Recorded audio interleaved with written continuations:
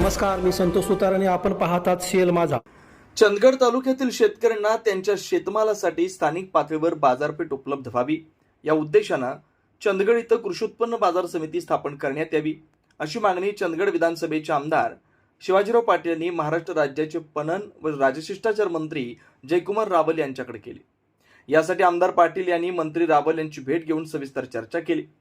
यावेळी चंदगड तालुक्यातील शेतकऱ्यांच्या वतीनं मंत्री रावल यांना निवेदनही सादर करण्यात आलं. चंदगड विधानसभा मतदारसंघातील चंदगड तालुका हा भौगोलिकदृष्ट्या अति दुर्गम व डोंगराळ भाग म्हणून ओळखला जातो. महाराष्ट्र हे कृषीप्रधान राज्य असल्यानं शेतकऱ्यांनी उत्पादित केलेला विविध प्रकारचा शेतमाल ग्राहकांपर्यंत पोहोचवण्यासाठी सक्षम विपणन व्यवस्थेची आवश्यकता आहे. शेतकऱ्यांना त्यांच्या शेतमालाची विक्री एकाच ठिकाणी सोयीस्कर पद्धतीने करता यावी.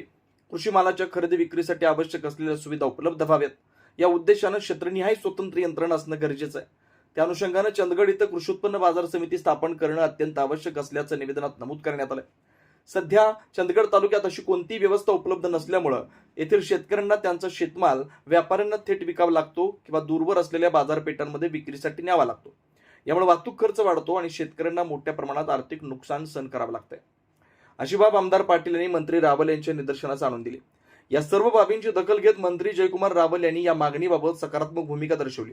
शेतकऱ्यांच्या हिताचा विचार करून लवकरच या संदर्भात आवश्यक तो निर्णय घेतला जाईल असं आश्वासन त्यांनी दिलं.